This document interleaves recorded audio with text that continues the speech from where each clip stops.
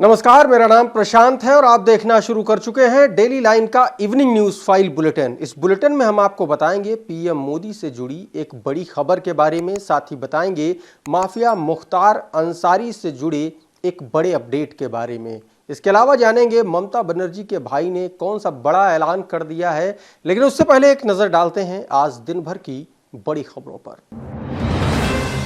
PM Modi ने असम के मोरी गांव में 27,000 करोड़ रुपए की लागत वाले सेमीकंडक्टर प्लांट की रखी नींव। कहा, मेड इन इंडिया की दिशा में आज का दिन ऐतिहासिक।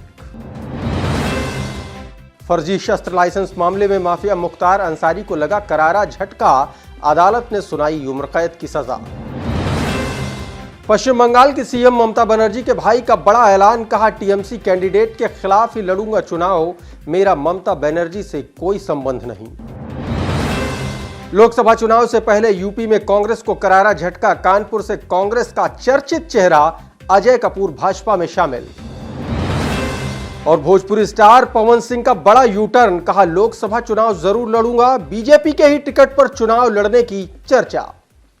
और अब शुरुआत करते हैं आज की बड़ी खबरों का सिलसिला। प्रधानमंत्री नरेंद्र मोदी ने आज करीब 1.25 लाख करोड़ रुपए की लागत वाली 3 सेमीकंडक्टर परियोजनाओं की आधारशिला रखी। उन्होंने वीडियो कॉन्फ्रेंसिंग के जरिए इंडियाज टेक चिप्स फॉर विकसित भारत कार्यक्रम लॉन्च करते हुए कहा कि हम उज्जवल भविष्य की ओर एक बड़ा कदम उठा रहे हैं। भारत में निर्मित इन सेमीकंडक्टर चिप के जरिए हम आत्मनिर्भरता की ओर बढ़ेंगे। इतना ही नहीं, पीएम ने यह भी कहा कि दुनिया के कुछ ही देश आज सेमीकंडक्टर की मैन्युफैक्चरिंग कर रहे हैं।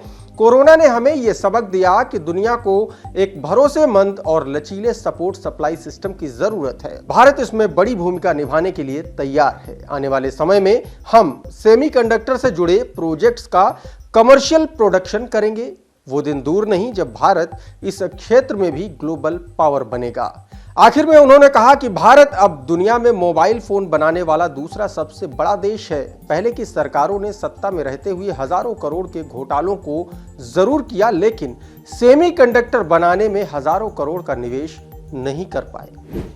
और अब बात करते हैं आज की एक और बड़ी खबर की। माफिया मुख्तार अंसारी को 33 साल पुराने गाजीपुर में फर्जी शस्त्र लाइसेंस मामले में बुधवार को उम्र कैद की सजा सुनाई गई। मामले में उस पर 2,02,000 रुपए का जुर्माना भी लगाया गया। मिली जानकारी के मुताबिक माफिया मुख्तार अंसारी को लेकर 54 पेज का फैसला आया है। सुनवाई के दौरान सफेद टोपी और सदरी पहने mafia Mukhtar Ansari video conferencing के जरिए बांदा जेल से पेश हुआ। बांदा जेल में पहले से ही उम्र कैद की सजा काट रहे मुख्तार अंसारी को ये 8वीं बार सजा सुनाई गई है। और अब बढ़ते हैं आज की एक और बड़ी खबर की ओर। पश्चिम बंगाल के मुख्यमंत्री ममता बनर्जी के भाई बाबू ने बुधवार को हावड़ा सीट से तृणमूल कैंडिडेट के खिलाफ चुनाव लड़ने का ऐलान कर दिया। बाबुन टीएमसी उम्मीदवार प्रसून बनर्जी के सिलेक्शन से खुश नहीं थे। उन्होंने कहा कि प्रसून हावड़ा के लिए सही विकल्प नहीं है। कई सक्षम उम्मीदवार थे जिन्हें नजरअंदाज कर दिया गया। पार्टी ने ये ठीक नहीं किया है। भाई के ऐलान के बाद करीब 1 घंटे बाद ममता बनर्जी ने कहा कि मैं और मेरा परिवार बाबुन से अपने सभी रिश्ते खत्म करते हैं। हमारा अब बाबुन से कोई लेना देना नहीं है। वहीं दूसरी ओर इस पूरे प्रकरण के बाद बाबुन के बीजेपी में जाने के कयास लगाए जा रहे हैं, जिस पर उन्होंने खुद सफाई पेश करते हुए कहा कि प्रसून ने मेरा जो अपमान किया है मैं उसे नहीं भूल सकता। दीदी भी मेरे इस फैसले के खिलाफ होंगी, लेकिन अगर जरूरत पड़ी तो मैं हावड़ा सीट से निर्दलीय चुनाव लड़ूंगा। और अब बढ़ते हैं आज की एक और बड़ी खबर की ओर। लोकसभा चुनाव में अब बस कुछ ही दिन शेष रह गए हैं, लेकिन चुनाव से ठीक पहले उत्तर प्रदेश कांग्रेस को बहुत करारा झटका लगा है।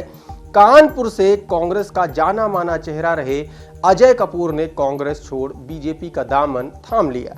अजय कपूर कांग्रेस के राष्ट्रीय सचिव, बिहार के पूर्व प्रभारी और कांग्रेस से ही 3 बार के विधायक भी रह चुके हैं। आपको बता दें कि अजय कपूर को न सिर्फ कानपुर बल्कि पूरे यूपी की राजनीति का कद्दावर नेता माना जाता है। उनके पाला बदलने के बाद कांग्रेस के लिए बहुत बड़े नुकसान के तौर पर इसे देखा जा रहा है। और अब बढ़ते हैं आज की एक और बड़ी खबर की ओर। भोजपुरी इंडस्ट्री का जाना माना चेहरा पवन सिंह ने पश्चिम बंगाल की आसनसोल लोकसभा सीट से ही चुनाव लड़ने का ऐलान कर दिया है। आपको बता दें कि इससे पहले बीजेपी की पहली लिस्ट में नाम आने के बाद पवन सिंह ने अपने नाम की उम्मीदवारी से पीछे हाथ खींच लिए थे, जिसके बाद अब उन्होंने सोशल मीडिया प्लेटफॉर्म एक्स पर ट्वीट करके कहा है कि मैं चुनाव जरूर लड़ूंगा। वहीं दूसरी ओर आसनसोल से उनके प्रतिद्वंदी के तौर पर टीएमसी ने शत्रुघ्न सिन्हा को टिकट दिया है। दरअसल पवन सिंह ने सोशल मीडिया प्लेटफॉर्म एक्स पर लिखा है कि मैं अपने समाज, जनता, जनार्दन और मां से किया हुआ वादा पूरा करने के लिए चुनाव लड़ूंगा। आप सभी का आशीर्वाद एवं सहयोग अपेक्षित है। पवन सिंह ने अपनी पोस्ट में अभी तक ये साफ नहीं किया है कि वो कहां से चुनाव लड़ेंगे, लेकिन ऐसी चर्चा है कि सीएए लागू होने के बाद उन्होंने आसनसोल से चुनाव लड़ने का फैसला किया है। आज के इवनिंग के न्यूज फाइल बुलेटिन में फिलहाल इतना ही, लेकिन आप बने रहिए डेली लाइन के साथ।